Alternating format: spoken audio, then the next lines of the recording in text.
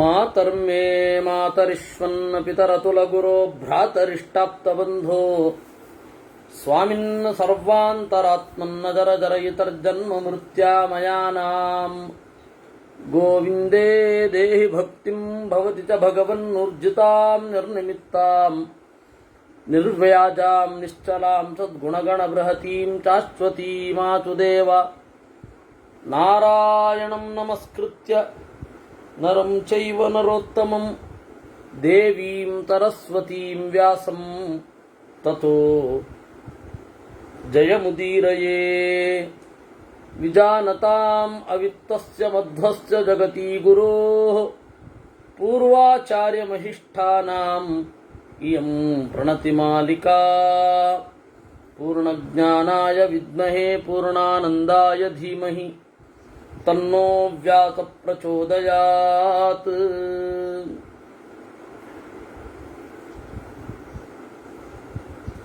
ಏವಂ ಯಸ್ಸಾಧು ದಾಂತಶ್ಚ ಚರೇತ್ ಅದ್ರೋಹ ಚೇತಸಾ ಆಚಾರಾಜ್ಜಾಜಲೆ ಪ್ರಾಜ್ಞಃ ಕ್ಷಿಪ್ರಂ ಧರ್ಮಮವಾಪ್ನುಯಾತ್. ಧರ್ಮ ಅನ್ನೋದು ಅತ್ಯಂತ ಸೂಕ್ಷ್ಮ, ಹೊರಗಡೆಯ ಆಚಾರವಲ್ಲ, ಹೊರಗಡೆಯ ನಡೆಯಲ್ಲ, ಅದು ಮೂರ್ತವೇ ಅಲ್ಲ, ಒಂದು ಕಾಂಕ್ರೀಟ್ ಆಗಿರುವಂಥದ್ದಲ್ಲ, ಅದು ಅತ್ಯಂತ ಅಮೂರ್ತ. ಆ ಅಮೂರ್ತವಾದದ್ದನ್ನು ತಿಳಿಯಬೇಕಾದರೆ ನಮ್ಮಲ್ಲಿ ಎಂತಹ ನಡವಳಿಕೆ ಇರಬೇಕು ಅಂತನ್ನೋದನ್ನು ಜಾಜಲಿ ಹೇಳಿದ. ಯಾವ ರೀತಿ ಇರಬೇಕು, ಅವನ ಲೈಫ್ ಸ್ಟೈಲ್ ಯಾವ ರೀತಿ ಇದ್ದರೆ ಅವನು ಪ್ರಜ್ಞಾವಂತನಾಗಿರ್ತಾನೆ ಅಂತ ಹೇಳ್ತಾ ಒಂದು ಮಾತು, ನದ್ಯಾವೇಗಾದ್ಯಥಾ ಕಾಷ್ಟಮುಹ್ಯಮಾನಂ ಯದೃಚ್ಛಯೈವ ಕಾಷ್ಠೇನ ಸಂಧಿಂ ಗಚ್ಚೇತ ಕೇನಚಿತ್.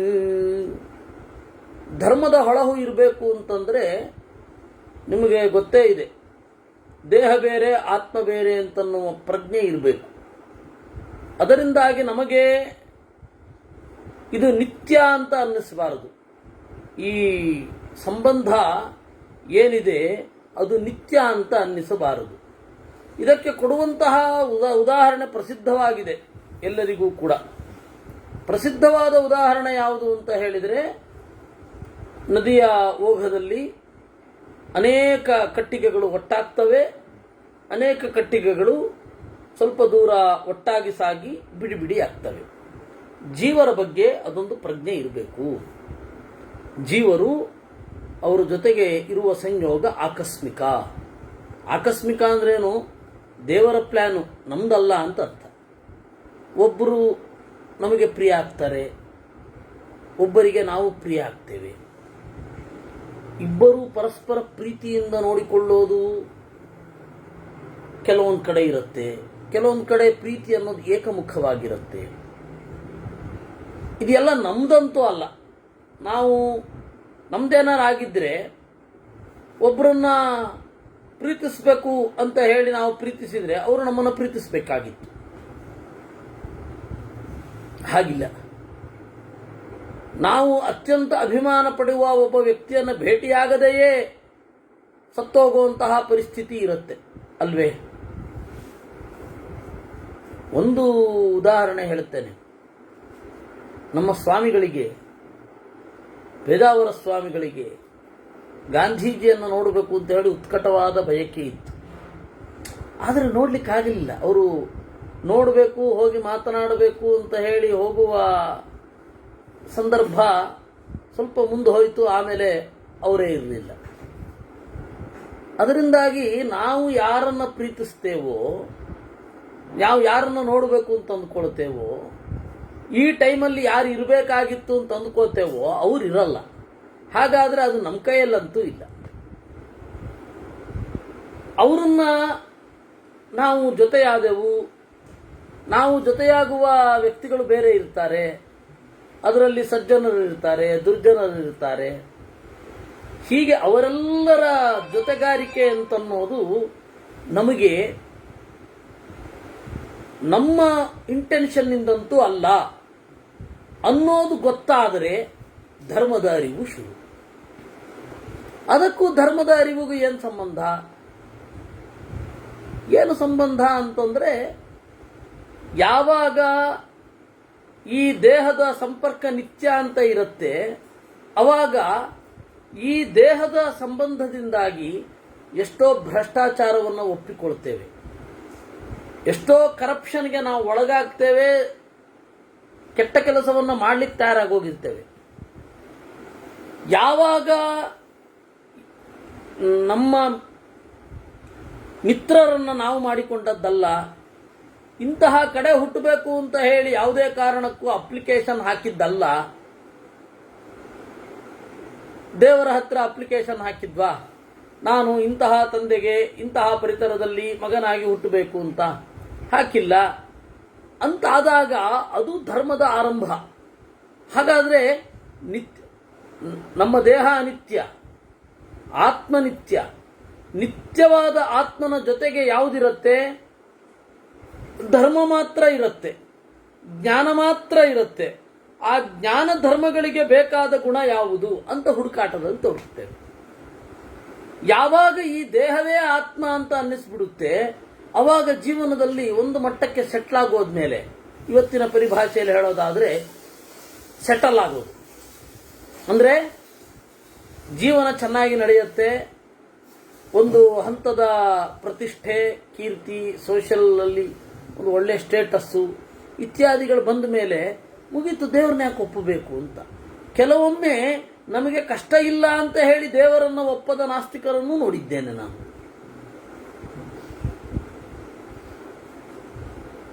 ನಮಗೆ ಕಷ್ಟವೇ ಇಲ್ಲ, ದೇವರನ್ನ ಯಾಕೆ ಒಪ್ಪಬೇಕು ಅಂತ ಕೇಳಿದವರನ್ನು ನೋಡಿದ್ದೇನೆ ನಾನು. ಅವ್ರಿಗೆ ಹೇಳಿದೆ, ನಿಮ್ಗೆ ಕಷ್ಟ ಕೊಡ್ಬೇಕಷ್ಟೇ, ಬೇರೆ ದಾರಿ ಇಲ್ಲ ಅಂತ.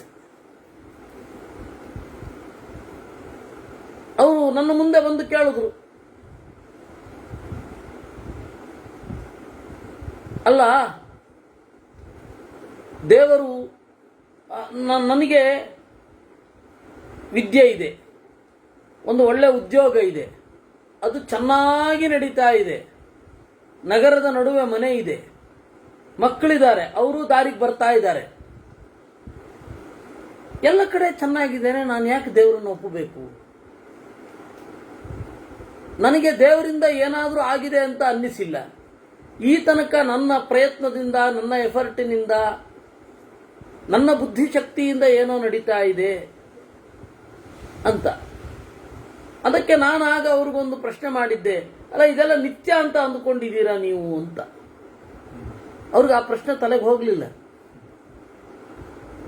ಅದರಿಂದಾಗಿ ಅನಿತ್ಯ ಅಂತನ್ನುವ ಅರಿವು ಏನಿದೆ, ಅದು ನಮ್ಮನ್ನ ಪರಿಸರದಿಂದ ಆಚೆಗೆ ತಂದು ಯೋಚಿಸುವಂತೆ ಮಾಡುತ್ತೆ. ನೀವು ನಿತ್ಯ ಈ ದೇಹವೇ ನಾನು ಅಂತ ಅಂದುಕೊಂಡ್ಬಿಟ್ರೆ ಈ ಪರಿಸರದಿಂದ ಅತಿರಿಕ್ತವಾದ ಒಂದು ಸಂಗತಿಯೇ ಇಲ್ಲ ಅಂತ ಅನ್ನಿಸತ್ತೆ. ಇವತ್ತಿನವರು, ಹೆಚ್ಚಿನವರು ವಾದ ಮಾಡುವವರು ಈ ಪರಿಸರದ ಜೊತೆಗೆ ತಳಕು ಹಾಕಿಕೊಂಡವರು.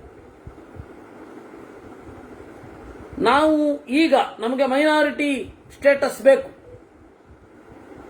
ಮೈನಾರಿಟಿ ಸ್ಟೇಟಸ್ ಯಾಕೆ ಬೇಕು? ನಾವು ದೊಡ್ಡ ಒಂದು ವರ್ಗದಿಂದ ಯಾಕೆ ಆಚೆ ಬರಬೇಕು ಅಂತ ಹೇಳಿದ್ರೆ ನಮಗೆ ರಿಸರ್ವೇಶನ್ ಸಿಗತ್ತೆ.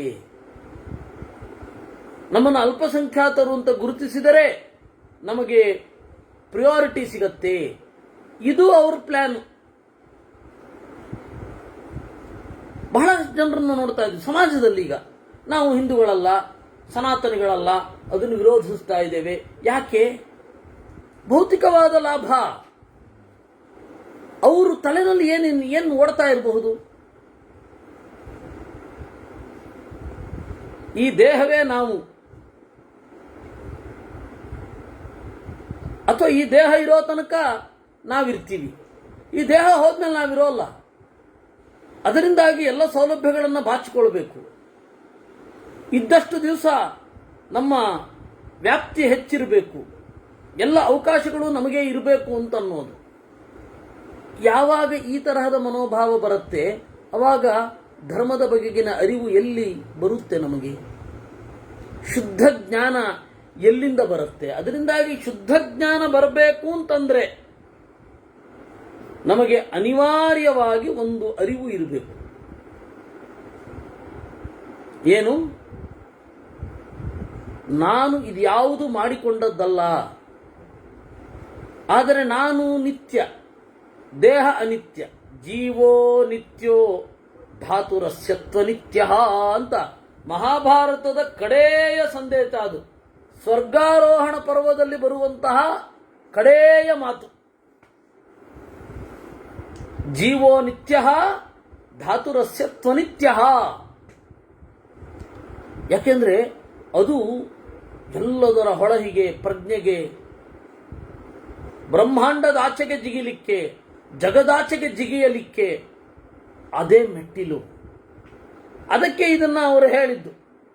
ಏವಮೇವಾಯಮಾಚಾರ ಪ್ರಾದುರ್ಭೂತ ತತ್ರ ಪರಾಣಿ ದಾರೂಣಿ ಸಂಸೃಜ್ಯಂತೆ ತತಸ್ತತಃ ತೃಣಕಾಷ್ಠಪುರೀಶಾನಿ ಕದಾಚಿನ್ನ ಸಮೀಕ್ಷಯ. ನದಿಯ ಹೊಳೆಯಲ್ಲಿ ಹೊಡೆದುಕೊಂಡು ಹೋಗುವ ಕಟ್ಟಿಗೆ ಮೊದಲಾದವುಗಳು ಒಟ್ಟಾಗುವಾಗ ಇಂಟೆನ್ಷನ್ ಇರಲ್ಲ, ನಾನು ಈ ಕಟ್ಟಿಗೆ ಜೊತೆಗೆ ಸೇರ್ಕೋಬೇಕು ಅಂತ. ಅದೇ ರೀತಿ ಜೀವರ ಸಂಯೋಗವೂ ಕೂಡ ಆಕಸ್ಮಿಕ. ಒಬ್ಬರನ್ನ ಯಾಕೆ ಪ್ರೀತಿಸ್ತೇವೆ, ಒಬ್ಬರು ಅವ್ರು ನಮ್ಮನ್ನ ಯಾಕೆ ಪ್ರೀತಿಸ್ತಾರೆ, ಗುಣಗಳಿದ್ದು ಬಿಟ್ರೆ ಪ್ರೀತಿಸ್ತಾರೆ ಅನ್ನೋದು ಸುಳ್ಳು. ಒಳ್ಳೆ ಗುಣಗಳಿರುತ್ತೆ, ಪ್ರೀತಿಸಬೇಕು ಅಂತ ಇಲ್ಲ. ನೀವು ಅಲ್ಲಿ ತನಕ ಹೋಗ್ತೀರಾ. ಒಬ್ಬ ಗುರುಗೆ ಶಿಷ್ಯ ಯಾಕೆ ಇಷ್ಟ ಆಗ್ತಾನೆ? ಬುದ್ಧಿವಂತಿಕೆ ಇದ್ರೆ ಶಿಷ್ಯ ಇಷ್ಟ ಆಗ್ತಾನೆ. ತಪ್ಪು ತಿಳುವಳಿಕೆ. ದಡ್ಡ ಇದ್ರು ಆ ಶಿಷ್ಯನನ್ನ ಎಷ್ಟು ಪ್ರೀತಿಸ್ತಾನೆ ಆ ಗುರು ಅಂತಂದ್ರೆ ಯು ಕೆನಾಟ್ ಇಮ್ಯಾಜಿನ್. ಒಬ್ಬ ಬುದ್ಧಿವಂತನಾದ ಶಿಷ್ಯನನ್ನು ಕೂಡ ದೂರ ತಳ್ಳಬಲ್ಲ.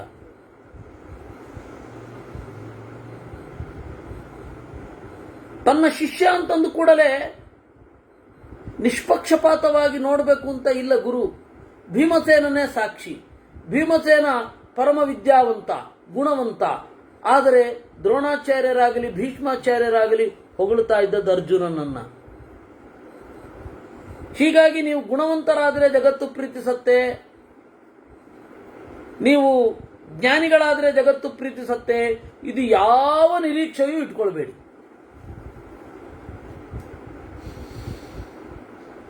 ಜನರು ನನ್ನನ್ನು ಇಷ್ಟಪಡ್ತಾರೆ ಯಾಕೆ? ಒಳ್ಳೆ ಗುಣಗಳಿರೋದ್ರಿಂದಾಗಿ. ಆ ಭ್ರಮೆನೆಲ್ಲ ತೆಗೆದು ಪಕ್ಕದಲ್ಲಿ ಇಟ್ಬಿಡಿ. ದೇವರು ಯಾರನ್ನ ಯಾರಿಗೆ ಗಂಟು ಹಾಕಿರ್ತಾನೆ ಅವರನ್ನ ಅವ್ರಿಗೆ ಕಂಡ್ರೆ ಪ್ರೀತಿ ಅಷ್ಟೇ. ಯಾರನ್ನ ಯಾರಿಗೆ ಗಂಟು ಹಾಕಿರೋದಿಲ್ಲ ಅವ್ರನ್ನ ಅವ್ರಿಗೆ ಕಂಡ್ರೆ ಆಗೋದೇ ಇಲ್ಲ. ಕೆಲವೊಮ್ಮೆ ಭೇಟಿನೇ ಆಗಲ್ಲ. ಭೇಟಿ ಆದ್ರೂ ಗುಣದ ಬಗ್ಗೆ ಅರಿವು ಮೂಡಲ್ಲ. ಗುಣದ ಬಗ್ಗೆ ಅರಿವು ಮೂಡಿದ್ರು ಪ್ರೀತಿಸ್ಲಿಕ್ಕೆ ಇನ್ಯಾವುದೋ ತೊಂದರೆ ಇರುತ್ತೆ. ಇದು ವಾಸ್ತವ. ಇಲ್ಲಿಗೆ ಬಂದ್ರಾ? ಬನ್ನಿ ಇಲ್ಲಿಗೆ. ಏವಮೇವಾಯಮಾಚಾರ ಪ್ರಾದುರ್ಭೂತೋ ಯತಸ್ತತಃ.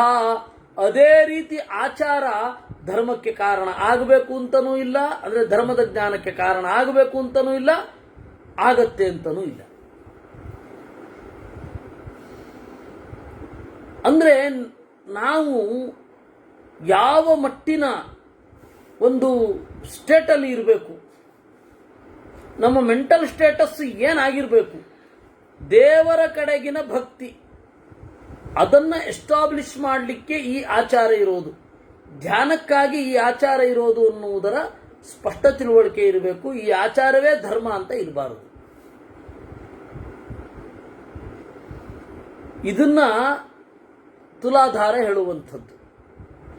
ಸಹಾಯವಾನ್ ದ್ರವ್ಯವಾನ್ಯ ಸುಭಗೋಪಿ ಯತಸ್ತತಃ ತತಸ್ಥಾನೇವ ಕವಯಃ ಶಾಸ್ತ್ರೇಷು ಪ್ರವದಂತ್ಯುತಾಂ ಕೀರ್ತ್ಯರ್ಥಮಥ ಹೃಲ್ಲೇಖಾಃ ಪಟವಶ್ಕೃತ್ಸ್ನ ನಿರ್ಣಯಾಃ.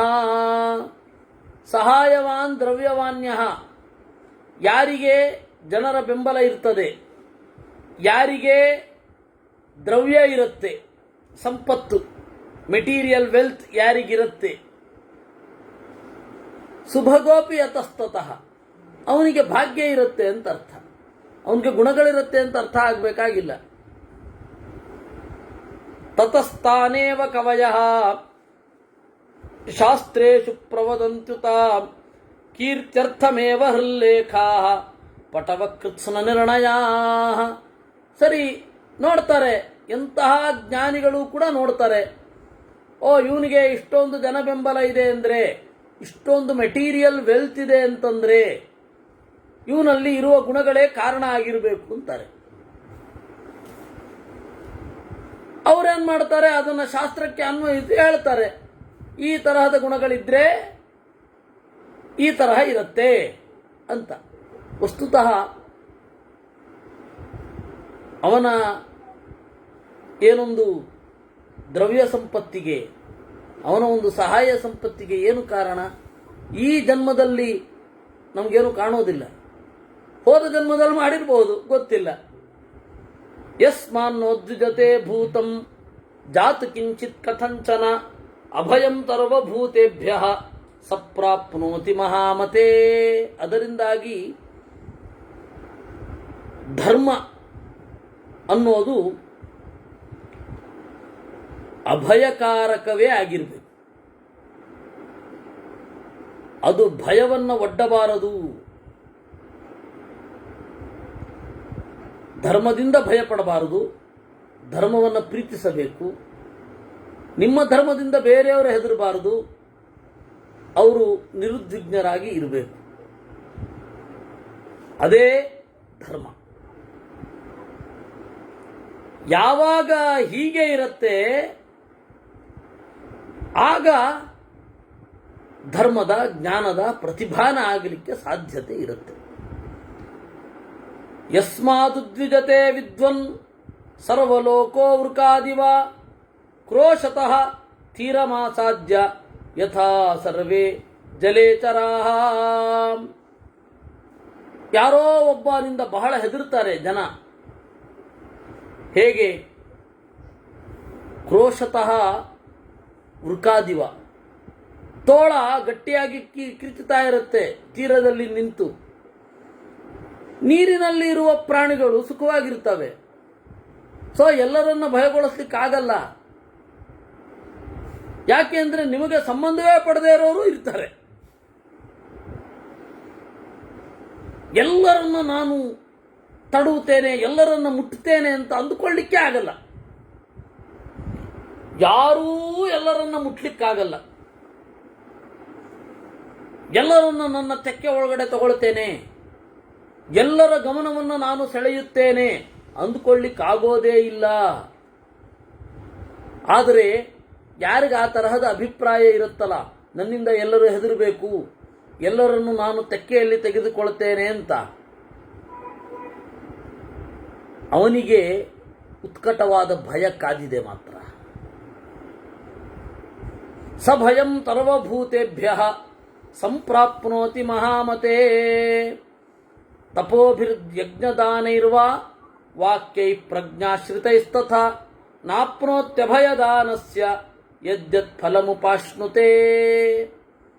ತಪಸ್ಸಿನಿಂದ, ಯಜ್ಞದಿಂದ, ದಾನದಿಂದ, ಪ್ರಜ್ಞೆಯಿಂದ ಏನೇ ಮಾಡಿದ್ರೂ ಅಭಯದಾನದ ಫಲವನ್ನು ಹೊಂದಲ್ಲ. ನಿಮ್ಮಿಂದ ನನಗೆ ಭಯ ಇಲ್ಲ, ನಿಮಗೆ ಬೇರೆಯವರಿಂದ ಭಯ ಬರದಂತೆ ನಾನು ಪಾಲನೆ ಮಾಡುತ್ತೇನೆ ಅಂತ ಒಬ್ಬ ನಿಲ್ತಾನಲ್ಲ ಅಡ್ಡವಾಗಿ,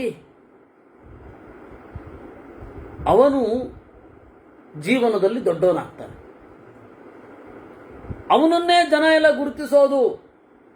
ಇದು ಅಭಯದಾನದ ಮಹಿಮೆ. ಅದರಿಂದ ಧರ್ಮದ ಪ್ರತಿಭಾನ, ಧರ್ಮದ ಸ್ಫೂರ್ತಿ ಯಾರಿಗೆ ಹೊಳೆಯುತ್ತೆ ಅಂದರೆ, ಯಾರು ಅಭಯವನ್ನು ಕೊಡ್ತಾನೋ ಜನರಿಗೆ, ಅವನಿಗೆ ಧರ್ಮ ಗೋಚರ ಆಗುತ್ತೆ.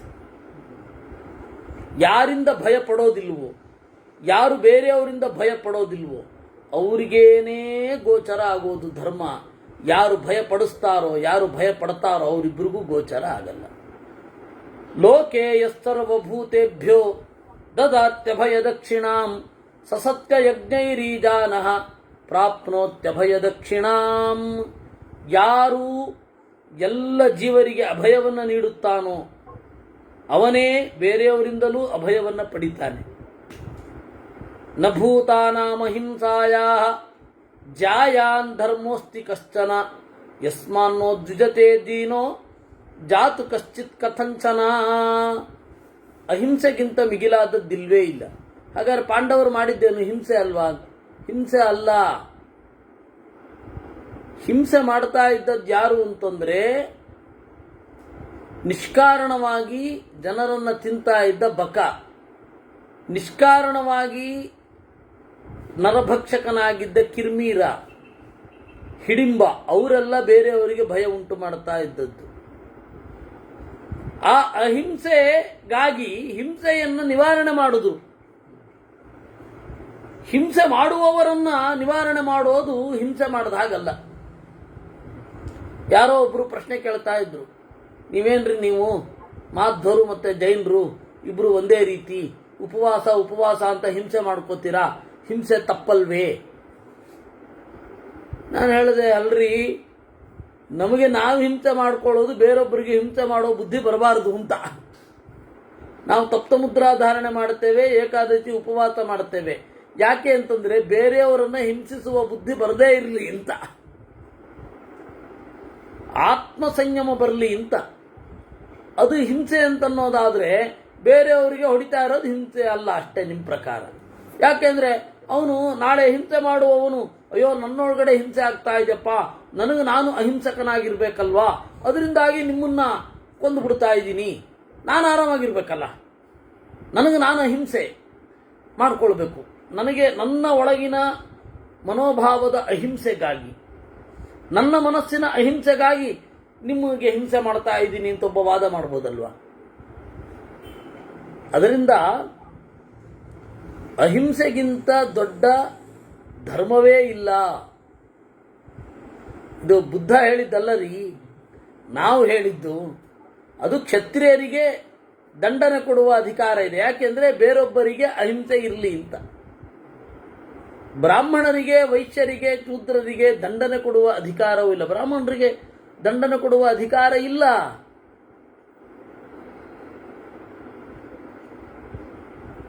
ಅದರಿಂದ ಭಯವನ್ನ ಉಂಟು ಮಾಡುವವರು ಇಷ್ಟು ಬಾರಿ ಹೇಳ್ತಾ ಇದ್ದಾರೆ ಅಂದ್ರೆ ವೇದವ್ಯಾಸರ ಉದ್ದೇಶ ಏನು? ಯಸ್ಮಾದುದ್ವಿಜತೆ ಲೋಕಃ ಸರ್ಪಾದ್ ವೇಶ್ಮಗತಾದಿವ ನ ಸ ಧರ್ಮಮವಾಪ್ನೋತಿ ಇಹ ಲೋಕೆ ಪರತ್ರ ಚ. ಒಂದು ಹಾವು ಮನೆಯ ಒಳಗಡೆ ಇದ್ರೆ ನಮಗೆ ಹೇಗೆ ನಿದ್ರೆ ಬರೋದಿಲ್ವೋ, ಹಾಗೆ ಕೆಲವು ದುರ್ಜನರು ದೇಶದ ಒಳಗಡೆ ಇದ್ರೆ ನಮಗೆ ನಿದ್ರೆ ಬರಲ್ಲ, ಆರಾಮವಾಗಿರ್ಲಿಕ್ಕಾಗಲ್ಲ. ಮನಸ್ಸಿನ ಮೂಲೆಯಲ್ಲಿ ಅವರು ಮಾಡುವ ಕೇಡನ್ನು ನೆನೆದು ಸಂಕಟ ಪಡ್ತಾ ಇರುತ್ತೆ. ಅಯ್ಯೋ ದೇವರೇ, ಅವ್ರನ್ನ ಕಾಣಿಸ್ದಾಗೆಲ್ಲ ಇವ್ರು ಜಾಸ್ತಿ ಆಗೋಗ್ತಾ ಇದ್ದಾರೆ, ಇವ್ರು ಜಾಸ್ತಿ ಆಗೋಗ್ತಾ ಇದ್ದಾರೆ, ನಮ್ಮ ಗತಿ ಏನು ನಾಳೆ, ನಮ್ಮ ಗತಿ ಏನು ನಾಳೆ, ನಾವಂತೂ ಅರ್ಧ ವಯಸ್ಸಿಗೆ ಬಂದಾಯ್ತು, ಇನ್ನು ನಮ್ಮ ಮುಂದಿನ ಜನರೇಷನ್ನಿನ ಗತಿ ಏನು ಅಂತ ಹೇಳಿ ಮನಸ್ಸಿನ ಮೂಲೆಯಲ್ಲಿ ಸಂಕಟ ಆಗತ್ತೆ. ನಮ್ಗೆ ಸಂಕಟ ಆಯ್ತು, ಏನು ಅವ್ರಿಗೇನು ಸುಖ ಆಗತ್ತಾ? ನಸ ಧರ್ಮ ಮವಾಪ್ನೋತಿ ಇಹ ಲೋಕೆ ಪರತ್ರ ಚ. ಈ ಲೋಕದಲ್ಲಿ ಮತ್ತೆ ಆ ಲೋಕದಲ್ಲಿ ಅವರಿಗೆ ಪುಣ್ಯ ಪ್ರಾಪ್ತಿ ಇಲ್ಲವೇ ಇಲ್ಲ. ಎಲ್ಲರನ್ನೂ ಹೆದರಿಸ್ಕೊಂಡಿದ್ರೆ ಏನು ಗತಿ? ಅವರೇನು ಸುಖವನ್ನ ಉಣ್ಣುತ್ತಾರೆ? ಸರ್ವಭೂತಾತ್ಮಭೂತಸ್ಯ ಅವರಿಗೆಲ್ಲ ಧರ್ಮ ನಸ ಧರ್ಮಮವಾಪ್ನೋತಿ, ಅವರಿಗೆ ಧರ್ಮ ಅರ್ಥವೂ ಆಗಲಿಕ್ಕೆ ಸಾಧ್ಯ ಇಲ್ಲ. ಧರ್ಮ ಅಂದ್ರೆ ಇಲ್ಲಿ ಎರಡು, ಧರ್ಮದ ಅರಿವು, ಪುಣ್ಯ, ಎರಡೂ ಅರ್ಥ ಇಲ್ಲಿ. ಧರ್ಮದ ಪ್ರತಿಭಾನವೂ ಆಗಲ್ಲ, ಪುಣ್ಯವೂ ಸಿಗಲ್ಲ. ಸರ್ವಭೂತಾತ್ಮಭೂತಸ್ಯ ಸರ್ವಭೂತಾನಿ ಪಶ್ಯತಃ ದೇವಾ ಅಪ್ಯಸ್ಯ ಮುಹ್ಯಂತಿ ಅಪದಸ್ಯ ಪದೈಷಿಣಃ. ಸರ್ವಭೂತಾತ್ಮಭೂತಸ್ಯ ಇದು ಅರ್ಥವಾದ. ದೇವರು ಒಳಗಡೆ ಇದ್ದಾನೆ ಎನ್ನುವುದನ್ನು ತಿಳಿದ, ಎಲ್ಲ ಜೀವರ ಒಳಗಡೆ ದೇವರನ್ನ ಅನುಸಂಧಾನ ಮಾಡುವ ಜೀವನಿಗೆ ಏನು ಕೊಡಬೇಕು, ಅಯ್ಯೋ ಏನು ಕೊಡೋಣ ಅಂತ ದೇವತೆಗಳು ಗಲಿಬಿಲಿಗೊಳಗಾಗ್ತಾರೆ. ಅಂದ್ರೆ ಅಷ್ಟು ಪುಣ್ಯ ಅವನಿಗಿದೆ. ಯಾರಿಗೂ ಹಿಂಸೆ ಮಾಡದೆ ಬದುಕ್ತಾನಲ್ಲ, ಅಥವಾ ಅಲ್ಪ ಹಿಂಸೆಯಿಂದ ಬದುಕ್ತಾನಲ್ಲ, ಅವನನ್ನು ಕುರಿತು ದೇವತೆಗಳಿಗೆ ಆ ತರಹದ ಒಂದು ಕನ್ಸರ್ನ್. ಅಯ್ಯೋ ಏನು ಕೊಡೋಣ ಇವನಿಗೆ, ಏನು ಕೊಡೋಣ? ದಾನಂ ಭೂತ ಭಯಸ್ಯಾಹು ದಾನಂ ಭೂತಾ ಭಯಸ್ಯಾಹು ಸರ್ವದಾನೇಭ್ಯ ಉತ್ತಮಂ ಬ್ರವೀಮಿತೆ ಸತ್ಯಮಿದಂ ಶ್ರದ್ಧತ್ಸ್ವಯತ ಜಾಜಲೇ. ಅಭಯದಾನ ಅನ್ನೋದು ಓ ಜಾಜಲಿಯೇ ಅದೇ ಎಲ್ಲ ದಾನಕ್ಕಿಂತ ಮಿಗಿಲಾದದ್ದು. ನೀನು ಬೇರೊಬ್ಬರನ್ನು ಭಯಗೊಳಿಸ್ಬೇಡಪ್ಪ, ಅದೇ ಎಲ್ಲ ದಾನಕ್ಕಿಂತ ಮಿಗಿಲು. ಅದನ್ನ ವಿಶ್ವಾಸ ಇಡುವ ಆ ಮತದಲ್ಲಿ ಯತ ಪ್ರಯತ್ನ ಪಡು. ಸ ಏವ ಸುಭಗೋ ಭೂತ್ವಾ ಪುನರ್ಭವತಿ ದುರ್ಭಗಃ ವ್ಯಾಪತ್ತಿಂ ಕರ್ಮಣಾಂ ದೃಷ್ಟ್ವಾ ಜುಗುಪ್ಸಂತಿ ಜನಾಃ ಸದಾ. ಸ ಏವ ಸುಭಗೋ ಭೂತ್ವಾ.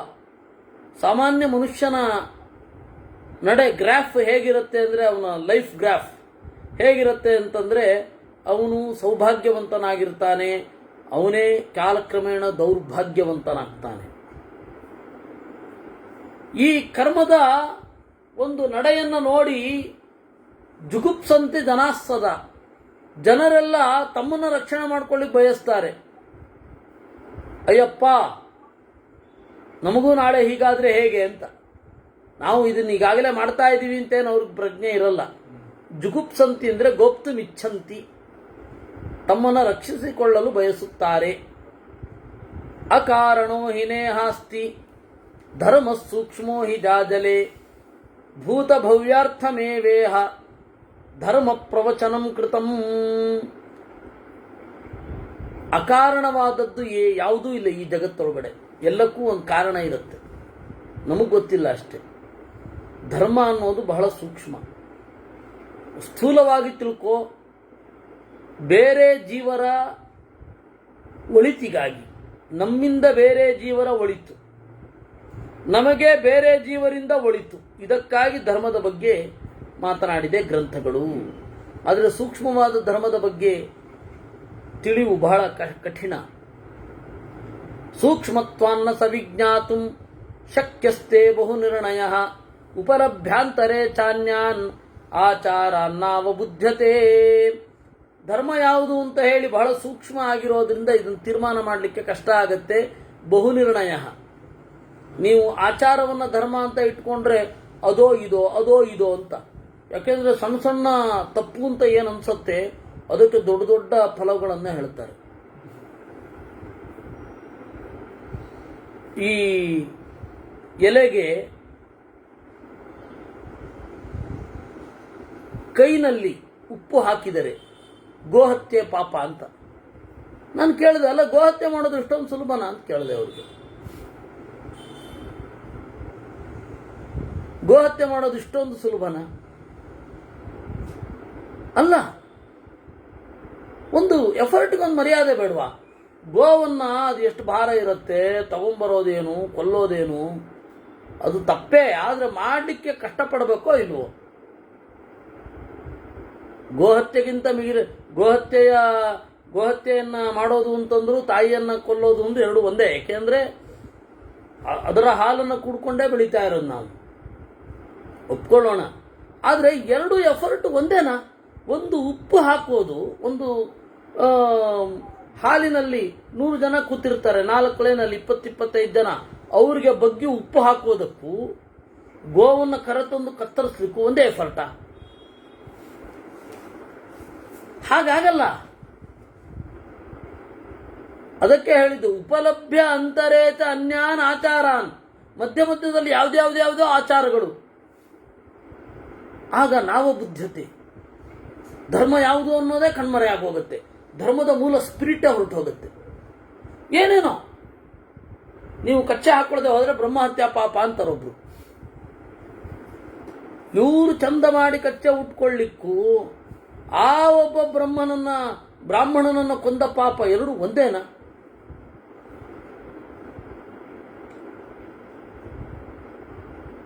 ಹಾಗಿಲ್ಲ. ಇದೆಲ್ಲ ಏನೇನೋ ಮಧ್ಯದಲ್ಲಿ ಏನೇನೋ ಬಂದ್ಬಿಡುತ್ತೆ. ಯೇ ಛಿಂದಂತಿ ವೃಕ್ಷಾಣಾಂ ಯೇ ಛಿಂದಂತಿ ಸಂಸ್ಥಿತಾನ್ ಕೃಷಂತಿ ಮಹತೋ ಭಾರಾನ್ ಬದ್ಧಂತಿ ದಮಯಂತಿ ಚ. ಈಗ ಧರ್ಮ ಸೂಕ್ಷ್ಮ. ಬದುಕಿರುವ ಮರಗಳನ್ನು ಕಡಿತಾರೆ, ಅದು ಪ್ರಾಣ ಇರುತ್ತೆ, ಆಯ್ತಾ?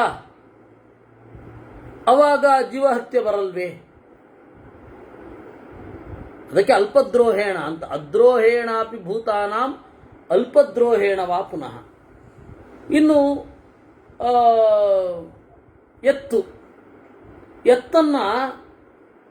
ಎತ್ತು ಹೊಲ ಉಳುವಂತೆ ಮಾಡ್ತೇವೆ. ಆಗ ಎರಡೆರಡು, ಎತ್ತಿಗೊಂದು ಹಿಂಸೆ. ಇಲ್ಲ ಟ್ರ್ಯಾಕ್ಟರ್ ಮಾಡ್ತೀವಿ ಅಂತಂದ್ರೆ ಭೂಮಿಯ ಒಳಗಡೆ ಇರುವ ಸಾವಿರಾರು ಜೀವರ ಹಿಂಸೆ. ಅದಂತೂ ತಪ್ಪಿಸ್ಲಿಕ್ಕೆ ಆಗಲ್ಲ. ಕೃಷಂತಿ ಮಹತೋಭಾರಾನ್ ಬದ್ಧಂತಿ ದಮಯಂತಿ ಚ. ಕಟ್ತೇವೆ, ಎಳಿಸ್ತೇವೆ. ಹತ್ವಾ ಸತ್ವಾನಿ ಖಾದಂತಿ ತಾನ್ ಕಥನ್ನ ವಿಗರ್ಹತೆ. ಪ್ರಾಣಿಗಳನ್ನು ಕತ್ತರಿಸ್ಬಿಡ್ತಾರೆ, ಕತ್ತರಿಸಿ ತಿಂತಾರೆ. ಅದಕ್ಕೇನು ಹೇಳ್ತಿ? ಅದು ಧರ್ಮ ಅಂತ್ಯೋ ಅಧರ್ಮ ಅಂತ್ಯೋ? ಮಾನುಷಾನೇವ ದಾಸಭೋಗೇನ ಭುಂಜತೆ. ಮನುಷ್ಯರು ಮನುಷ್ಯರನ್ನ ದಾಸರಾಗಿಟ್ಕೊಳ್ತಾರೆ. ಅದನ್ನೇನಂತ ಹೇಳ್ತೀರಾ? ವದಬಂಧ ನಿರೋಧೇನ ಕಾರಯಂತಿ ದಿವಾನಿತಂ ಆತ್ಮನಶ್ಚಾಪಿ ಜಾನಾಸಿ ಯದ್ದುಃಖಂ ವಧತಾಡನೆ. ಕೊಲ್ಲುವ ಬೆದರಿಕೆಯಿಂದ, ಕಟ್ಟಿ ಹಾಕುವ ಬೆದರಿಕೆಯಿಂದ ಒಳ್ಳೆ ಕೆಲಸ ಮಾಡಿಸ್ತೀವಿ ಒಬ್ಬರ ಕೈನಲ್ಲಿ, ಅಥವಾ ಖೈದಿಗಳನ್ನ ಸಶ್ರಮ ಶಿಕ್ಷೆ ಅಂತ ಕೊಡಿಸ್ತೇವೆ. ಅದು ಅಪರಾಧ ಅಲ್ವಾ?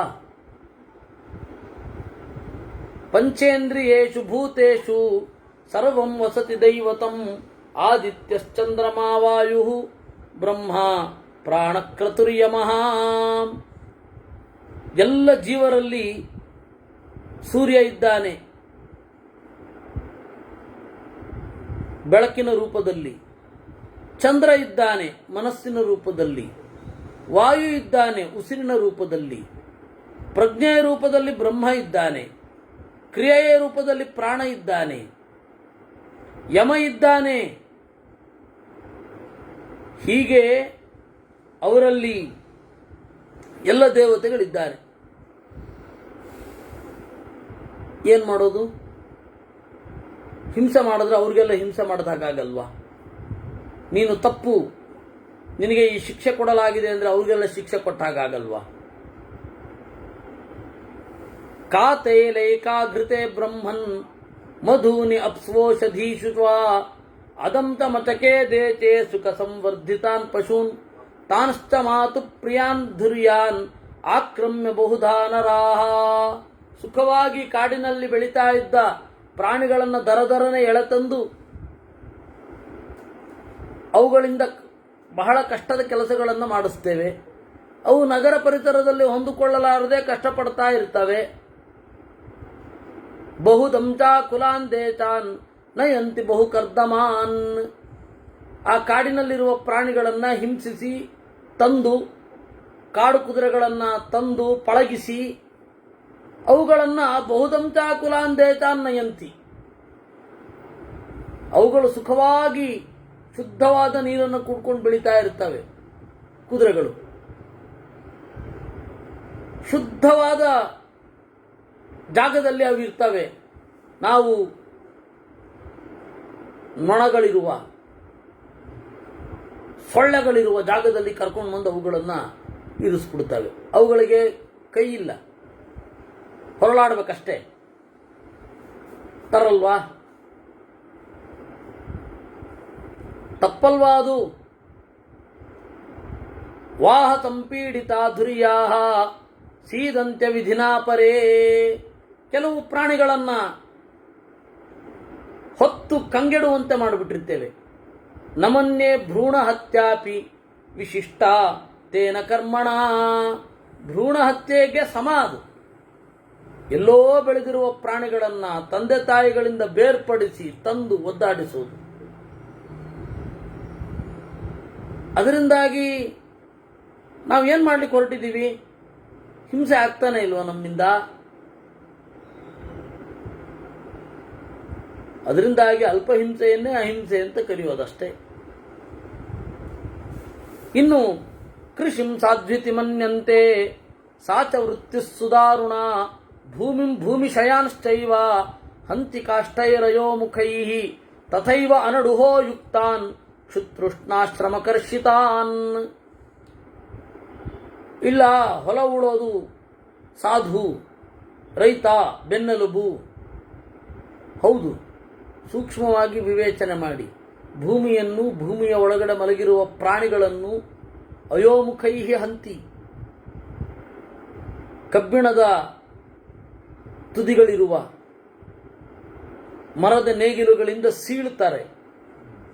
ಆಮೇಲೆ ಅನಡುಹ ಯುಕ್ತಾನ್, ಎತ್ತುಗಳನ್ನ ಕ್ಷುತೃಷ್ಣಾಶ್ರಮಕರ್ಷಿತಾನ್, ಬಾಯಾರಿಕೆಯಿಂದ, ಹಸಿವಿನಿಂದ, ದಣಿವಿನಿಂದ ಕಂಗೆಡುವಂತೆ ಮಾಡುತ್ತಾನೆ. ಅಜ್ಞಾ ಇತಿ ಗವಾಂ ನಾಮ ಕಯೇತಾನ್ ಹಂತು ಮರಹತಿ. ಅಜ್ಞಾ ಅಂತ ನಾವು ವೇದದಲ್ಲಿ ಹೇಳ್ತೇವೆ, ಕೊಲ್ಲಬಾರದವುಗಳು. ಪತಿಂವೋ ಅಜ್ಞಾ ಅಂತ ಯಜುರ್ವೇದದಲ್ಲೆಲ್ಲ ಹಸುಗಳನ್ನು ಕೊಲ್ಲಲೇಬಾರದು ಅಂತ. ಆದರೆ ಈ ಥರ ಪೀಡಿಸ್ಬೋದಾ?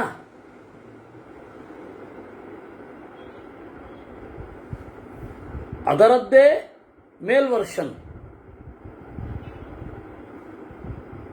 ಮಹಚ್ಚಕಾರ ಕುಶಲಂ ವೃಥಾ ಯೋಗಾಂ ನಿಹಂತಿ ಚ ಋಷಯೋ ಯತಯೋ ಹೇತೆ ನಹುಚೆ ಪ್ರತ್ಯವೇದಯನ್ ಗಾಂ ಮಾತರಂ ಚಾಪ್ಯವಧೀಹಿ ವೃಷಭಂ ಚ ಪ್ರಜಾಪತಿಂ ಅಕಾರ್ಯಂ ನಹುಷಾಕಾರ್ಷೀಹಿ ಲಪ್ಸ್ಯಾಮಸ್ತತ್ಕೃತೆ ವ್ಯಥಾಂ.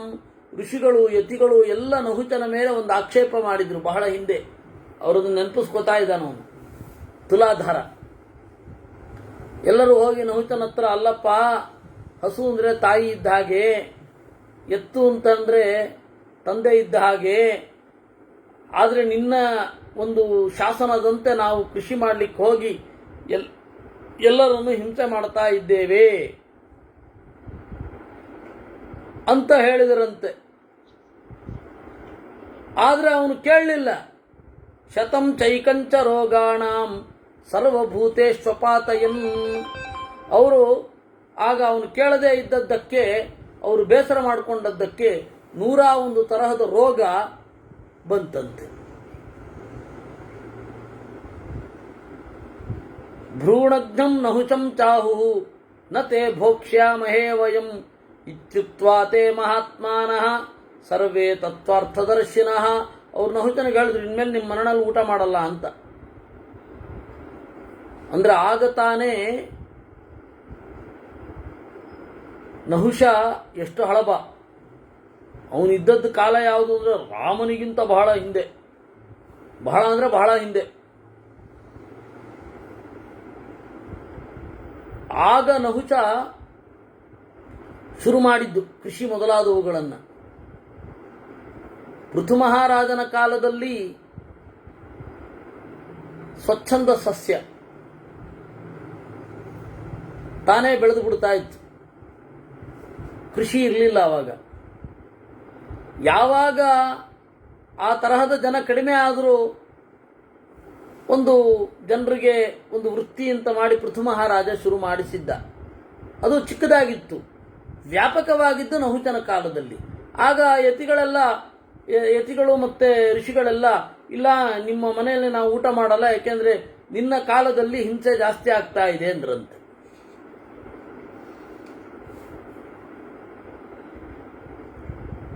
ಅದರಿಂದ ನಾವು ಏನ್ ಮಾಡಬೇಕು? ಆಚಾರವನ್ನ ಧರ್ಮ ಅಂತ ಒಪ್ಪಬಾರದು. ಆಚಾರವನ್ನ ಧರ್ಮ ಅಂತ ಒಪ್ಪಿದ್ದಕ್ಕೆ ನೋಡಿ ಇಷ್ಟೆಲ್ಲ ಆಚಾರಗಳಿದೆ. ಜೀವನದ ನಡೆಗಳು ಎಲ್ಲವೂ ಹಿಂಸಾಮಯ, ಯಾವುದು ಧರ್ಮ ಅಲ್ಲ. ಯಾಕೆಂದ್ರೆ ಯಾವುದನ್ನು ಬೇಕಾದರೂ ವಾದ ಮಾಡಬಹುದು, ಧರ್ಮ ಅಲ್ಲ ಇದು ಅಂತ.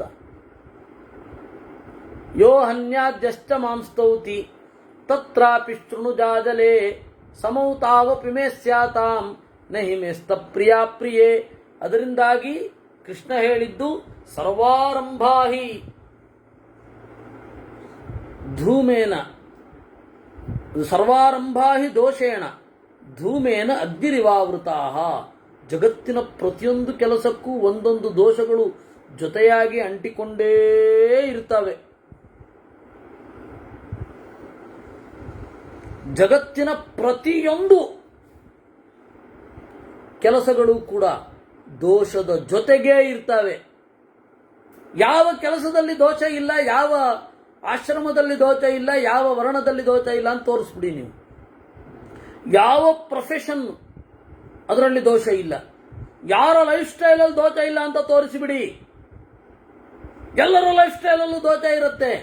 ಹಾಗಾದರೆ ಧರ್ಮ ಯಾವುದು? ಆಚಾರವಲ್ಲ. ಈ ಆಚಾರದ ಮೂಲಕ ಅಲ್ಪದ್ರೋಹ ಅಥವಾ ಅದ್ರೋಹ ಎಸ್ಟಾಬ್ಲಿಷ್ ಮಾಡಲಿಕ್ಕಾದ್ರೆ ಅದೇ ಧರ್ಮ. ನನಗೆ ಜ್ಞಾನ ಹೇಗೆ ಬಂತು ಅಂತ ನೀನು ಕೇಳ್ತಾ ಇದ್ದಿ. ನೀನು ನೋಡಿದ ಶಾಸ್ತ್ರದ ಏನು ಬೇರೆ ಬೇರೆ ಆಯಾಮಗಳನ್ನು ನಾನು ತೋರಿಸ್ತಾ ಇದ್ದೇನೆ. ನೀನು ಏನು ಟೆಕ್ಸ್ಟ್ ಬುಕ್ ಶಾರ್ಟ್ಸ್ ಅಂತಾರೆ, ಆ ತರಹ ಟೆಕ್ಸ್ಟ್ ಬುಕ್ ನೋಡಿಕೊಂಡು ಇವನಿಗೆ ಜ್ಞಾನ ಹಿಂಗೆ ಬರ್ಲಿಕ್ಕೆ ಸಾಧ್ಯ ಅಂತ ಕೇಳಿದ್ಯಲ್ಲ, ಹೀಗೆ ಬರ್ಲಿಕ್ಕೆ ಸಾಧ್ಯ. ಏವಮೀದೃಚಕಂ ಧರ್ಮಂ ಪ್ರಶಂಸಂತಿ ಮನೀಚಿಣಃ. ಅದರಿಂದಾಗಿ ಪ್ರಿಯಾಪ್ರಿಯಗಳಿಂದ ಆಚೆಯ ಮನಸ್ಸಿನ ಸ್ಥಿತಿ, ಆ ನ್ಯೂಟ್ರಲ್ ಸ್ಟೇಟ್ ಆಫ್ ಮೈಂಡ್ ಏನಿದೆ, that's called dharma, or that is cause for dharma. ಅದು ಧರ್ಮಕ್ಕೆ ಕಾರಣ. ಧರ್ಮಕ್ಕೆ ಕಾರಣ ಅಂದರೆ ಪ್ರಜ್ಞೆಯೂ ಆಗತ್ತೆ, ಧರ್ಮ ಅಂತಂದರೆ ನ್ಯಾಯೋಚಿತವಾದ ನಡೆಯೂ ಆಗತ್ತೆ. ಉಪಪತ್ಯಾಹಿ ಸಂಪನ್ನೋ ಯತಿಭಿಶ್ಚೇಹ ಸೇವ್ಯತೆ ಸತತಂ ಧರ್ಮಶೀಲಶ್ಚ ನೈಪುಣೇನೋಪಲಕ್ಷ್ಯತೆ. ಅದರಿಂದಾಗಿ ಯುಕ್ತಿಯಿಂದ ಸಂಪನ್ನವಾಗಿ ಯಾವುದಿರುತ್ತೆ, ಯತಿಗಳು ಯಾವುದನ್ನ ಪೂಜಿಸ್ತಾರೋ ಅದನ್ನು ಧರ್ಮ ಅಂತ ಪರಿಗಣಿಸಬೇಕು, ವಿನಃ ಬೇರೆ ಅಲ್ಲ. ಹಾಗಾಗಿ ಧರ್ಮವನ್ನು ಕಂಡುಕೊಳ್ಳೋದು ನೈಪುಣ, ಅದೊಂದು ಜಾಣ್ಮೆ. ನಾವು ಬ್ಲೈಂಡ್ ಆಗಿ ರೇ ಯೋಚನೆ ಎಲ್ಲ ಮಾಡಲ್ಲ ರೇ ಅದು ಧರ್ಮ ಅನ್ಲಿಕ್ಕೆ ಆಗಲ್ಲ. ನೀವು ಯೋಚನೆ ಮಾಡಲೇಬೇಕು, ವಿಚಾರ ಮಾಡಲೇಬೇಕು. ನಮ್ಮ ಆಚಾರ ಹೇಳ್ಬಿಡ್ತಾರೆ, ನಮ್ಮ ಸ್ವಾಮಿಗಳು ಹೇಳ್ಬಿಡ್ತಾರೆ, ಮುಗಿದಾಯ್ತು, ಇದು ಧರ್ಮ ಅಂದ್ರೆ ಧರ್ಮ, ಇದು ಧರ್ಮ ಅಲ್ಲ ಅಂದ್ರಲ್ಲ, ಹಿಂದಿನವ್ರು ಏನು ಹೇಳಿದಾರೋ ಅದು ಧರ್ಮ. ಆ ತರಹ ಮಾಡ್ಲಿಕ್ಕೆ ಆಗಲ್ಲ ಮಾರಾಯರೇ. ಆದರೆ ನಮ್ಮಲ್ಲಿ ಬಹಳ ಜನ ಇರೋದೇ ಹಾಗೆ. ನಮ್ಮ ಸ್ವಾಮಿಗಳು ಹೇಳ್ಯಾರೆ ಧರ್ಮ, ಅದು ಏನು ಬೇಕಾದ್ರೆ ಆಗಿರಲಿ. ನೀವು ಯೋಚನೆ ಮಾಡಬೇಕು, ಪ್ರಜ್ಞಾಪೂರ್ವಕವಾದ ನಡೆ ನಿಮ್ಮದಾಗಬೇಕು, ಆಗ ಮಾತ್ರ ಧರ್ಮ ಸಾಧ್ಯ ಅನ್ನುವಲ್ಲಿಗೆ 7,4,12,000 ಇಷ್ಟು ಕಟುವಾಗಿ ಹೇಳ್ತಾರೆ. ಅದರಿಂದಾಗಿ ಯಾರೋ ಒಬ್ರು ಆಚಾರನೋ ಯಾರೋ ಒಬ್ರನ್ನ ಸ್ವಾಮಿಗಳನ್ನ ಇಟ್ಕೊಂಡು ನೋಡಿ ಅವರು ಹೇಳ್ಬಿಟ್ಟಿದ್ದಾರೆ ಧರ್ಮ ಮುಗಿದಾಯ್ತು. ಇನ್ನು ನಾವು ಪುಸ್ತಕ ಎಲ್ಲ ನೋಡ್ಲಿಕ್ಕಿಲ್ಲ, ನಮಗೆ ವಿಚಾರ ಎಲ್ಲ ಮಾಡ್ಲಿಕ್ಕೆ ಹೇಳಬೇಡಿ. ನಮ್ದೇನಿದ್ರು ಅವ್ರು ಏನು ಹೇಳ್ತಾರೋ ಹಂಗೆ ತೋರ್ತೋದು, ನೀವೇನು ಹೇಳಿದ್ರು ಕೇಳಲ್ಲ. ಈ ತರಹ ಬ್ಲೈಂಡ್ ಆಗಿ ಮಾಡೋದಲ್ಲ ಧರ್ಮ. ವಿಚಾರ ಮಾಡಬೇಕು. ದೇವರು ಕೊಟ್ಟಿದ್ದಾನೋ ಇಲ್ವೋ ಮೆದುಳು, ಪ್ರಯತ್ನ ಪಡಬೇಕು, ಶಾಸ್ತ್ರ ಹಿಡ್ಕೊಂಡು ವಿಚಾರ ಮಾಡಬೇಕು ಅನ್ನುವಲ್ಲಿಗೆ 247ನೇ ಅಧ್ಯಾಯ ಮುಗಿಯುತ್ತೆ. ಜಾಜಲಿಹಿ ಅಯಂ ಪ್ರವರ್ತಿತೋ ಧರ್ಮ ತುಲಾಧಾರ ಯಥಾತ್ವಯ ಸ್ವರ್ಗದ್ವಾರ ಪ್ರವೃತ್ತಿಶ್ಚ ಭೂತಾನಾಂ ಅವರೋಪ್ಸ್ಯತೆ. ಅದಕ್ಕೆ ಜಾಜಲಿ ಕೇಳಿದ, ಅಲ್ಲಯ್ಯ ತುಲಾಧಾರ, ನೀನು ಈ ರೀತಿಯಾಗಿ ಹೇಳಿದ್ರೆ ಜಗತ್ತಿನಲ್ಲಿ ಯಾರು ಸ್ವರ್ಗಕ್ಕೆ ಹೋಗ್ತಾರೆ? ಯಾಕೆ ಅಂತ ಹೇಳಿದ್ರೆ ಎಲ್ಲರೂ ಅಧರ್ಮನೇ ಮಾಡ್ತಾ ಇರೋದು ನಿನ್ನ ಪ್ರಕಾರ. ಕೃಷಿಭ್ಯೋನ್ನಂಚ ಭವತಿ ತತಸ್ತುಮುಪಜೀವಸಿ ಪಶುಭಿಶ್ಚೋಷಧೀಭಿಶ್ಚ ಮರ್ತ್ಯ ಜೀವಂತಿ ವಾಣಿಜ. ಅಲ್ಲಪ್ಪ, ಹೊಲ ಉತ್ತರ ತಾನೇ ಅನ್ನ, ಅನ್ನದಿಂದ ನೀನು ಬದುಕ್ತಾ ಇದ್ದಿ. ಹೊಲವನ್ನೇ ಉಳದಿದ್ದರೆ, ಉತ್ತದಿದ್ದರೆ, ಬಿತ್ತದಿದ್ದರೆ ನೀನು ಮಾರೋದೇನನ್ನ? ಉತ್ತಿದರೆ ಬಿತ್ತಿದರೆ ಮಾರುವೆ, ಉಳದಿದ್ದರೆ ಬಿತ್ತದಿದ್ದರೆ ಮಾರುವುದಾದರೂ ಏನನ್ನ? ತಥೋ ಯಜ್ಞಶ್ಚ ಭವತಿ ನಾಸ್ತಿಕ್ಯಮಿಹ ಜಲ್ಪಸಿ ನಹಿ ವರ್ತೇದಯಂ ಲೋಕೋ ವಾರ್ತಾಂ ಉತ್ಸೃಜ್ಯ ಕೇವಲಂ. ನೀನು ವೃತ್ತಿಯನ್ನ ಅಂದ್ರೆ ಎಲ್ಲ ಪ್ರೊಫೆಷನ್ ಅನ್ನು ಕೂಡ ಅಧರ್ಮ ಅಂತ ಪರಿಗಣಿಸ್ಬಿಟ್ಟಿದ್ದೀನಿ. ಯಾಕೆಂದ್ರೆ ಎಲ್ಲದರಲ್ಲಿಯೂ ಹಿಂಸೆ ಆಗತ್ತೆ ಅಂತ. ವಾರ್ತೆಯೇ ಜೀವನದ ಜಗತ್ತಿನ ಒಂದು ಜೀವಾತು ಅಲ್ವೇ? ಜೀವಾತು ಅಂತಂದರೆ ಸಾರ, ಸೆಲೆ, ಜೀವ ಪ್ರಾಣ ಅಂತೇನು ಕರಿತೀರ ಅದೆಲ್ಲವೂ ಜೀವಾತು. ವೃತ್ತಿ ಅಂತಂದರೆ ಏನು ಗೊತ್ತಾ? ಪ್ರೊಫೆಷನ್. ಪ್ರೊಫೆಷನ್ಗೆ, ವೃತ್ತಿಗೆ ಸಂಬಂಧಪಟ್ಟದ್ದು ವಾರ್ತಾ. ವಾರ್ತಾ ಇಲ್ಲದೆ ಹೋದರೆ ಜಗತ್ತು ಹೆಂಗೆ ನಡೆಯುತ್ತೆ? ಯಜ್ಞ ಹೇಗೆ ನಡೆಯುತ್ತೆ? ಅದರಿಂದಾಗಿ ನೀನು ನಾಸ್ತಿಕ ಅಂತ ಅನ್ಸತ್ತೆ ನನಗೆ ಅಂತ ಅಂದ್ಬಿಟ್ಟ ಜಾಜಲಿ. ತುಲಾಧಾರ ವಕ್ಷ್ಯಾಮಿ ಜಾಜಲೆ ವೃತ್ತಿಂ ನಾಸ್ಮಿ ಬ್ರಾಹ್ಮಣ ನಾಸ್ತಿಕ ನ ಚ ಯಜ್ಞಂ ವಿನಿಂದಾಮಿ ಯಜ್ಞವಿತ್ತು ಸುದುರ್ಲಭ. ಅದಕ್ಕೆ ತುಲಾಧಾರ ಸಮಾಧಾನವಾಗಿ ಉತ್ತರ ಕೊಡ್ತಾನೆ. ಅಲ್ಲಯ್ಯ ಜಾಜಲೆ, ನಾನು ನಾಸ್ತಿಕನಲ್ಲ. ವಕ್ಷ್ಯಾಮಿ ಜಾಜಲೆ ವೃತ್ತಿಂ ನಾಸ್ಮಿ ಬ್ರಾಹ್ಮಣ ನಾಸ್ತಿಕ. ಎಲೈ ಬ್ರಾಹ್ಮಣನೇ, ನಾನು ನಾಸ್ತಿಕನಲ್ಲ. ನಚ ಯಜ್ಞಂ ವಿನಿಂದಾಮಿ, ಯಜ್ಞವನ್ನ ಬೈತಾ ಇಲ್ಲ. ಆದರೆ ನನ್ನ ಪಾಯಿಂಟ್ ಏನು ಅಂದರೆ ಯಜ್ಞವಿತ್ತು ಸುದುರ್ಲಭ, ಯಜ್ಞವನ್ನು ತಿಳಿದವನೇ ಕಷ್ಟ ಅಂತ ಅಷ್ಟೇ ಹೇಳ್ತಾ ಇರೋದು. ನಮೋ ಬ್ರಾಹ್ಮಣ ಯಜ್ಞಾಯ ಏತ ಯಜ್ಞವಿದೋ ಜನಾಃ ಸ್ವಯಜ್ಞಂ ಬ್ರಾಹ್ಮಣ ಹಿತ್ವಾ ಕ್ಷತ್ರ ಯಜ್ಞಮನುಷ್ಠಿತಾ. ನೋಡು, ಓ ಬ್ರಾಹ್ಮಣನೇ, ಯಜ್ಞಕ್ಕೊಂದು ದೊಡ್ಡ ನಮಸ್ಕಾರ. ಏಚ ಯಜ್ಞವಿದೋ ಜನಾಃ, ಯಾರು ಯಜ್ಞವನ್ನು ಬಲ್ಲ ಮಹಾತ್ಮರಿದ್ದಾರೆ ಅವ್ರಿಗೂ ನಮಸ್ಕಾರ. ಆದರೆ ಒಂದು ತಿಳ್ಕೊ, ಬ್ರಾಹ್ಮಣರು ತಮ್ಮ ಯಜ್ಞವನ್ನು ಬಿಟ್ಟು ಕ್ಷತ್ರಿಯರ ಯಜ್ಞವನ್ನು ಮಾಡಿಸ್ಲಿಕ್ಕೆ ಕೂತ್ಬಿಟ್ಟಿದ್ದಾರೆ. ಅದು ಒಂದು ಗಮನಿಸಬೇಕು ನೀನು. ಪುರೋಹಿತರಾಗ್ಬಿಟ್ಟಿದ್ದಾರೆ. ಲುಬ್ಧೈರ್ವಿತ್ತಪರೈರ್ಬ್ರಹ್ಮನ್ ನಾಸ್ತಿಕೈ ಸಂಪ್ರವರ್ತಿತಂ ವೇದ ವೇದಾರ್ಥ ವಿಜ್ಞಾನಂ ಸತ್ಯಾಭಾಸಮಿವಾನೃತಂ. ಅವರ ಲೋಭಕ್ಕೆ ಇವರ ಸಾಥ್. ಈ ಯಜ್ಞ ಮಾಡಿ ನಿಮಗೆ ಹೆಚ್ಚು ಸಂಪತ್ತು ಬರುತ್ತೆ. ಆಯ್ತಾ? ನಾಸ್ತಿಕರಾಗಿದ್ರೂ ಕೂಡ ಯಜ್ಞ ಮಾಡ್ತಾರೆ. ಯಾಕೆಂದ್ರೆ ನಮಗೆ ಗೊತ್ತಿದೆಯೋ ಇಲ್ವೋ ಗೊತ್ತಿಲ್ಲ, ಬೇಕೋ ಬೇಡವೋ ಗೊತ್ತಿಲ್ಲ, ಇದನ್ನು ಮಾಡಿದ್ರೆ ಇದು ಸಿದ್ಧಿ ಆಗತ್ತೆ ಅಂದ್ರೆ ಬರಲಿ. ಬ್ರಾಹ್ಮಣರು ಹಿಂಗೆ ಮಾಡ್ತಾ ಇದ್ದಾರೆ. ಇದಂ ದೇಯಂ ಇತಿ ನಾನ್ಯಚ್ಚಿಕೀರ್ಚತೆ ಅತಸ್ತೈನ್ಯಂ ಪ್ರಭವತಿ ವಿಕರ್ಮಾಣಿ ಚ ಜಾಜಲೇ. ಇದನ್ನು ಕೊಡಬೇಕು ಹೀಗೆ ಹೊರಡ್ತಾ ಇದ್ದಾರೆ. ಅದರಿಂದಾಗಿ ಯಜ್ಞದ ತತ್ವವನ್ನು ತಿಳಿಸ್ತಾ ಇಲ್ಲ, ತಿಳ್ಕೊತಾ ಇಲ್ಲ. ಅವನ ಕಾಲದಲ್ಲೂ ಹೀಗೆ, ಎಲ್ಲ ಕಾಲದಲ್ಲಿಯೂ ಕೂಡ ಇದು ಕಾಮನ್ ಪ್ರಾಬ್ಲಮ್. ಆಯ್ತಾ? ಪ್ರತಿಯೊಂದು ಕಾಲದಲ್ಲಿಯೂ ಕಾಮನ್ ಪ್ರಾಬ್ಲಮ್ ಇದು. ಅತಸ್ತೈನ್ಯಂ ಪ್ರಭವತಿ. ಯಾವಾಗ ಯಜ್ಞದ ತತ್ವವನ್ನು ತಿಳಿಸದೆ ಯಜ್ಞ ಮಾತ್ರ ಆಗತ್ತೆ, ಅದು ಕಳ್ಳತನ ಆಗ್ಬಿಡತ್ತೆ. ವಿಕರ್ಮಗಳೆಲ್ಲ ಶುರು ಆಗ್ತದೆ. ಹೋಗಿ ಯಜ್ಞಕ್ಕೆ ಬಂದು ಕೂತ್ರಾಯ್ತು, ಏನು ಮಾಡಿದ್ರು ಪ್ರಾಯಶ್ಚಿತ್ತ ಇರುತ್ತೆ ಅನ್ನುವ ಭರವಸೆಯಿಂದ ಏನ್ ಬೇಕಾದ್ರೂ ನಡ್ಕೊಂಡು ಹೊರಟೋಗುತ್ತೆ. ತದೇವ ಸುಕೃತಂ ಹವ್ಯಂ ತೇನ ತುಷ್ಯಂತಿ ದೇವತಾ ನಮಸ್ಕಾರೇಣ ಹವಿಚ ಸ್ವಾಧ್ಯಾಯೈರೌಷಧೈರ್ಥತಾ. ಆದರೆ ದೇವತೆಗಳು ಸಂತೋಷ ಪಡೋದು ಒಳ್ಳೆಯ ಕೆಲಸಕ್ಕೆ, ನಮಸ್ಕಾರದಿಂದ ಸಂತೋಷ ಪಡ್ತಾರೆ, ನ್ಯಾಯಯುಕ್ತವಾದ ಹವಿಸ್ಸಿನಿಂದ ಸಂತೋಷ ಪಡ್ತಾರೆ, ಶಾಸ್ತ್ರದ ಅಧ್ಯಯನದಿಂದ ಸಂತೋಷ ಪಡ್ತಾರೆ, ಔಷಧಿಗಳ ಯುಕ್ತವಾದ ಅರ್ಪಣೆಯಿಂದ ಸಂತೋಷ ಪಡ್ತಾರೆ. ಪೂಜಾ ಸ್ಯಾದ್ದೇವತಾನಾಂ ಹಿ ಯಥಾ ಶಾಸ್ತ್ರ ನಿದರ್ಶನಂ.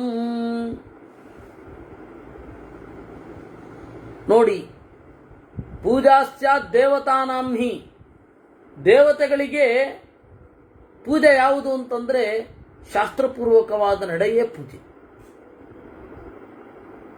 ಇಷ್ಟಾಪೂರ್ತಾತ್ತು ಸಾಧೂನಾಂ ವಿದುಷಾಂ ಜಾಯತೆ ಪ್ರಜಾ ಲುಬ್ಧೇಭ್ಯೋ ಜಾಯತೆ ಲುಬ್ಧಃ ಸಮೇಭ್ಯೋ ಜಾಯತೆ ಸಮಃ.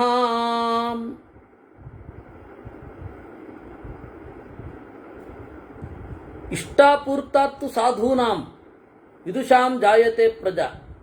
ಇಷ್ಟ ಯಾಗ ಮಾಡಬೇಕು, ಕರೆಕ್ಟ್.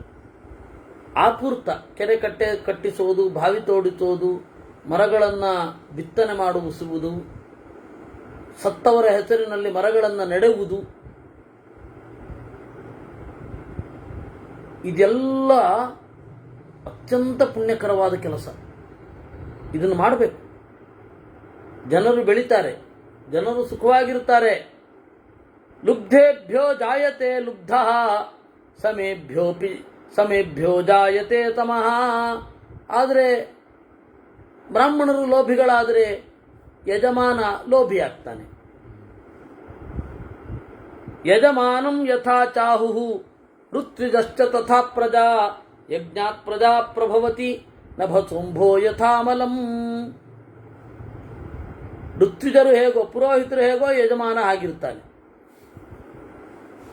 ಕೆಲವೊಮ್ಮೆ ಯಜಮಾನ ಹೇಗೋ ಹಾಗೆ ಪುರೋಹಿತರು ಇರ್ತಾರೆ. ಆದರೆ ಒಂದು ಯಜ್ಞ ಅನ್ನೋದು ಪ್ರಜೆಗಳ ಬೆಳವಣಿಗೆಗೆ ಕಾರಣ. ಆಕಾಶದಿಂದ ಯಾವ ರೀತಿ ನೀರು ಬರ್ತದೋ, ಆಕಾಶದಿಂದ ಹೇಗೆ ಎಲ್ಲಿ ನೀರು ಬರುತ್ತೆ ಯಾರಿಗೂ ಗೊತ್ತು. ಅಲ್ಲಿ ಬೀಳೋದಂತೂ ನಿರ್ಮಲವಾದ ನೀರೇ.